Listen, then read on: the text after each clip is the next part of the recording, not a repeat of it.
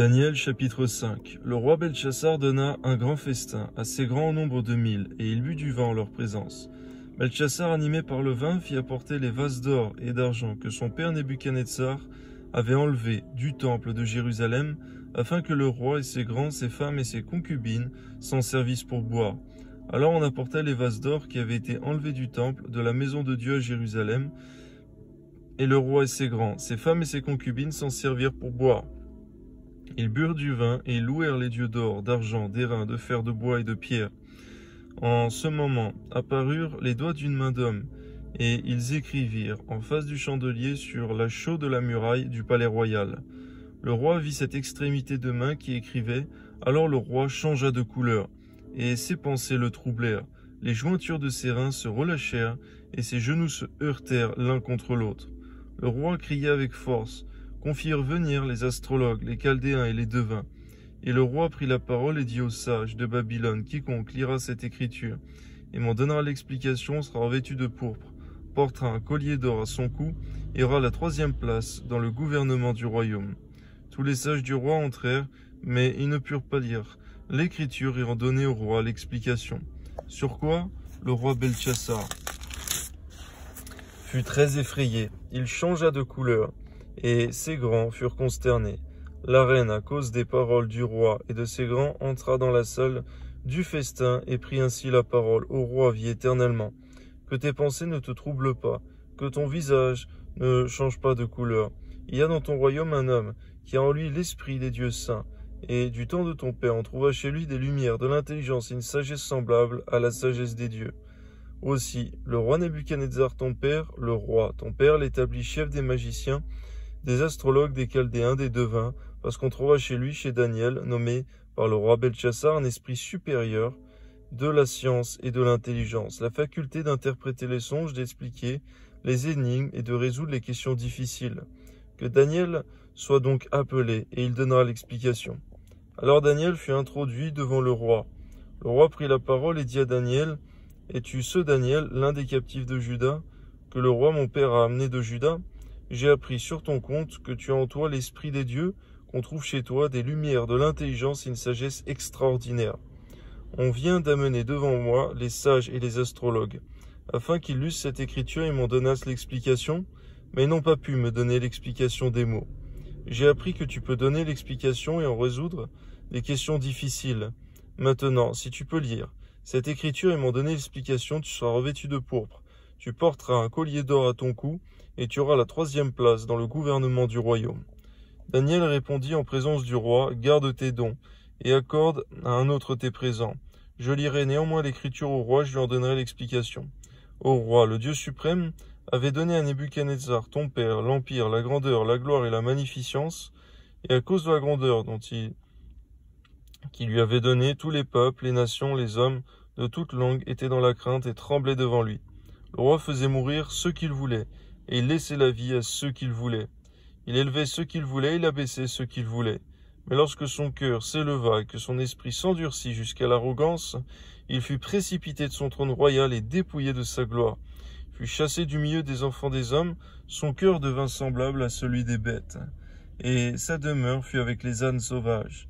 On lui donna comme au bœuf de l'herbe à manger, son corps fut trempé de la rosée du ciel, jusqu'à ce qu'il reconnût que le Dieu suprême domine sur le règne des hommes et qu'il donne à qui lui plaît. Et toi, Belchassar, son fils, tu n'as pas humilié ton cœur, quoique tu susses toutes ces choses. Tu t'es élevé contre le Seigneur des cieux. Les vases de sa maison ont été apportés devant toi, et vous en êtes servis pour boire du vin, toi et tes grands, tes femmes et tes concubines. Tu as loué les dieux d'argent, d'or, d'airain, de fer, de bois et de pierre, qui ne voient point, qui n'entendent point et qui ne savent rien. Et tu n'as pas glorifié le Dieu, qui a dans sa main ton souffle et toutes tes voix. C'est pourquoi il a envoyé cette extrémité de main qui a tracé cette écriture. Voici l'écriture qui a été tracée. Comptez, comptez, pesez et divisez. Et voici l'explication de ces mots. Comptez. Dieu a compté ton règne et il y a mis fin. Pesez. Tu as été pesé dans la balance et tu as été trouvé léger. Divisez. Ton royaume sera divisé et donné aux Mèdes et aux Perses. Aussitôt Belchassar donna des ordres, et l'on revêtit Daniel de pourpre. On lui mit au cou un collier d'or et en publia qu'il aurait la 3e place dans le gouvernement du royaume. Cette même nuit, Belchassar, roi des Chaldéens, fut tué, et Darius le Mède s'empara du royaume étant âgé de 62 ans. Merci parce que Daniel n'a eu aucune crainte de dire la vérité au roi. Même si c'était déplaisant, même si c'était des paroles de condamnation et de jugement de ta part, il n'a pas eu peur, Seigneur, de les dire au roi tels qu'il les avait reçus. Que de la même manière, nous puissions annoncer fidèlement ta parole telle qu'elle est, sans édulcorer. Ta parole, Seigneur. Amen. Daniel, chapitre 6. Darius trouva bon d'établir sur le royaume 120 satrapes, qui devaient être dans tout le royaume. Il mit à leur tête 3 chefs, au nombre desquels était Daniel, afin que ces satrapes leur rendissent compte et que le roi ne souffrit aucun dommage. Daniel surpassait les chefs et les satrapes, parce qu'il y avait en lui un esprit supérieur. Amen. Et le roi pensait à l'établir sur tout le royaume. Alors les chefs et les satrapes cherchèrent une occasion d'accuser Daniel en ce qui concernait les affaires du royaume, mais ne purent trouver aucune occasion ni aucune chose à reprendre, parce qu'il était fidèle et qu'on apercevait chez lui ni faute ni rien de mauvais. Qu'il en soit ainsi pour nous, Seigneur, afin que l'ennemi n'ait rien à médire sur nous. Amen. Et ces hommes dirent, nous ne trouverons aucune occasion contre ce Daniel, à moins que nous n'en trouvions une dans la loi de son Dieu, puisque ses chefs et ses satrapes se rendirent tumultueusement auprès du roi, et lui parlèrent ainsi. Roi Darius, vis éternellement. Tous les chefs du royaume, les intendants, les satrapes, les conseillers, les gouverneurs sont d'avis qu'il soit publié un édit royal, avec une défense sévère, portant que quiconque, dans l'espace de 30 jours, adressera des prières à quelque dieu, ou à quelque homme excepté à toi, ô roi, sera jeté dans la fosse aux lions. Maintenant, roi, confirme la défense et écrit le décret, afin qu'il soit irrévocable, selon la loi des Mèdes et des Perses, qui est immuable. Là-dessus, le roi Darius écrivit le décret et la défense. Lorsque Daniel sut que le décret était écrit, il se retira dans sa maison, où les fenêtres de la chambre supérieure étaient ouvertes, dans la direction de Jérusalem, et 3 fois le jour il se mettait à genoux, il priait et louait son Dieu, comme il le faisait auparavant. De n'être aussi consacré que Daniel à notre manière, Seigneur, et de ne point nous laisser troubler par quelque menace que ce soit. Que notre relation avec toi, Seigneur mon Dieu, soit toujours plus précieuse que toutes les promotions ou menaces des hommes. Amen. Alors ces hommes entrèrent tumultueusement et trouvèrent Daniel, qui priait et invoquait son Dieu, puis ils se présentèrent devant le roi et lui dirent au sujet de la défense royale. N'as-tu pas écrit une défense portant que quiconque dans l'espace de 30 jours adresserait des prières à quelque dieu ou à quelque homme, excepté à toi, au roi, serait jeté dans la fosse aux lions? Le roi répondit, la chose est certaine, selon la loi des Mèdes et des Perses, qui est immuable. Ils prirent de nouveau la parole et dirent au roi, Daniel, l'un des captifs de Juda, n'a tenu aucun compte de toi, au roi, ni de la défense que tu as écrite. Il a fait sa prière 3 fois le jour. Le roi fut très affligé. Quand il entendit cela, il prit à cœur de délivrer Daniel, et jusqu'au coucher du soleil, il s'efforça de le sauver. Mais ces hommes insistaient auprès du roi et lui dirent, sache au roi, que la loi des Mèdes et des Perses exige que toute défense ou tout décret confirmé par le roi soit irrévocable. Alors le roi donna l'ordre qu'on amena Daniel, qu'on le jeta dans la fosse aux lions. Le roi prit la parole et dit à Daniel, puisse ton Dieu, que tu sers avec persévérance, te délivrer. On apporta une pierre, on la mit sur l'ouverture de la fosse, le roi la scella avec son anneau et de l'anneau de ses grands, afin que rien ne fût changé à l'égard de Daniel. Le roi se rendit ensuite dans son palais, il passa la nuit à jeun, et ne fit point venir de concubine auprès de lui. Il ne put se livrer au sommeil, le roi se leva au point du jour avec l'aurore, il alla précipitamment à la fosse aux lions. En s'approchant de la fosse, il appela Daniel d'une voix triste. Le roi prit la parole et dit à Daniel, « Daniel, serviteur du Dieu vivant, ton Dieu, que tu sers avec persévérance, a-t-il pu te délivrer des lions ?» Et Daniel dit au roi, « Ô roi, vis éternellement. Mon Dieu a envoyé son ange à fermer la gueule des lions, qui ne m'ont fait aucun mal, parce que j'ai été trouvé innocent devant lui, et devant toi non plus, ô roi, je n'ai rien fait de mauvais. » Alléluia. Le roi fut très joyeux, et il ordonna qu'on fit sortir Daniel de la fosse. Daniel fut retiré de la fosse, on ne trouva sur lui aucune blessure, parce qu'il avait eu confiance en son Dieu. Amen. Le roi ordonna que ces hommes qui avaient accusé Daniel fussent amenés et jetés dans la fosse aux lions, leurs enfants et leurs femmes. Avant qu'ils fussent parvenus au fond de la fosse, les lions les saisirent et brisèrent tous leurs os. C'est vrai, Seigneur mon Dieu, il n'est pas traité d'égal, Seigneur, ceux qui te servent fidèlement et ceux qui ne te connaissent pas, et surtout ceux qui combattent tes enfants, Seigneur. Il y a donc, Seigneur, un privilège, Seigneur, accordé à tes enfants qui sont fidèles et obéissants à ta parole. Amen. Après cela, le roi Darius écrivit à tous les peuples, à toutes les nations, aux hommes de toute langue qui habitent sur toute la terre, que la paix vous soit donnée avec abondance. J'ordonne que dans toute l'étendue de mon royaume, on ait la crainte et la frayeur pour le Dieu de Daniel, car il est le Dieu vivant, il subsiste éternellement. Son royaume ne sera jamais détruit, sa domination durera jusqu'à la fin. C'est lui qui délivre et qui sauve, qui opère des signes et des prodiges dans les cieux et sur la terre. C'est lui qui a délivré Daniel de la puissance des lions. Daniel prospéra sous le règne de Darius et sous le règne de Cyrus, le Perse.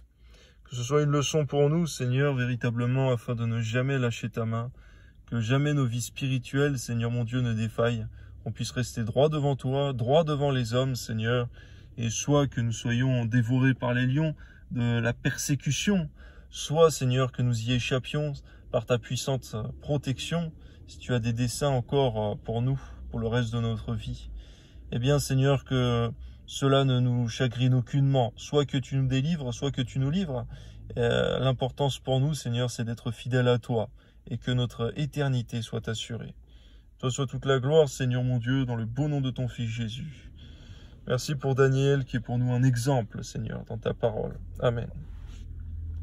Daniel, chapitre 7. La première année de Belchassar, roi de Babylone, Daniel eut un songe et des visions de son esprit, pendant qu'il était sur sa couche. Ensuite, il écrivit le songe et raconta les principales choses.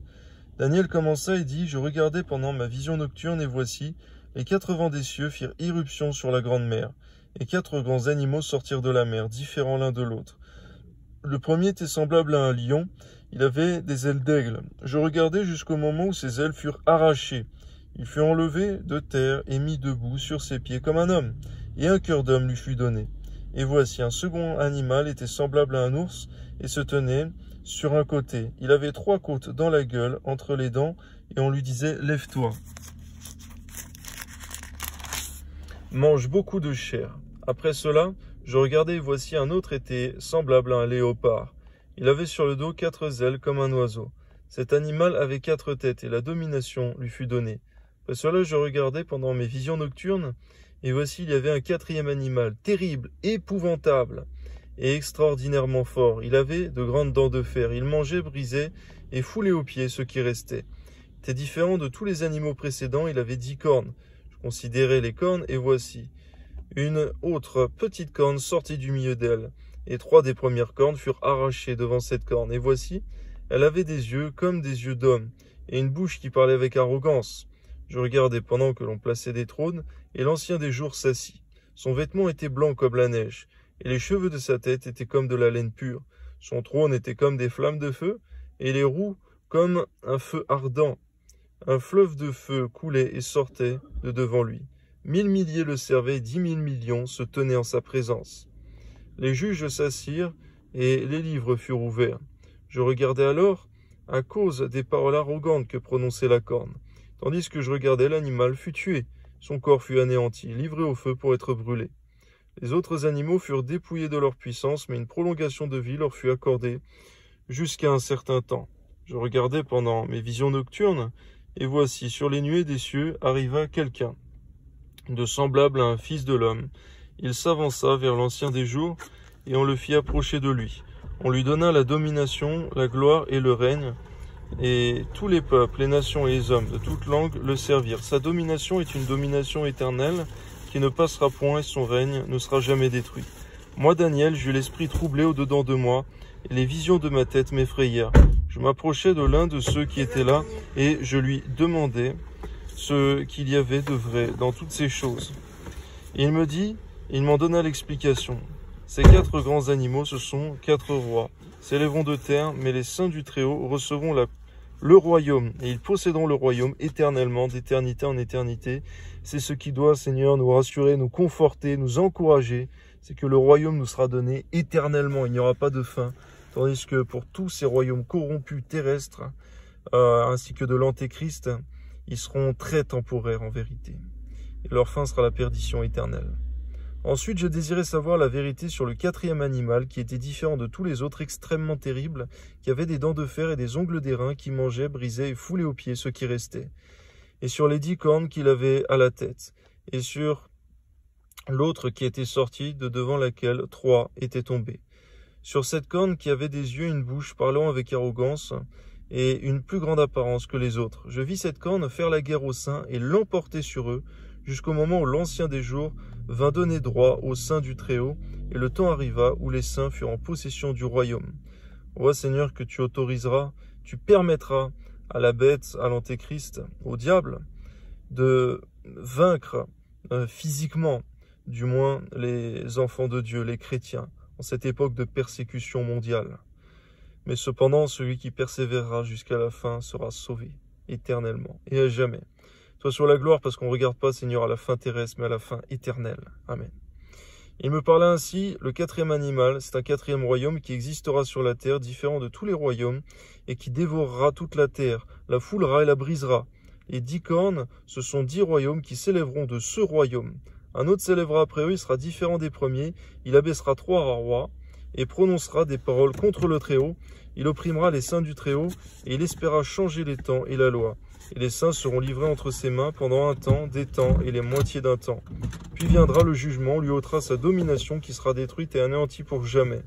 Le règne, la domination et la grandeur de tous les royaumes qui sont sous les cieux sera donné au peuple du Très-Haut, des saints du Très-Haut. Son règne est un règne éternel et tous les dominateurs le serviront et lui obéiront. Ici finirent les paroles. Moi, Daniel, je fus extrêmement troublé par mes pensées, je changeai de couleur, je conservai ces paroles dans mon cœur.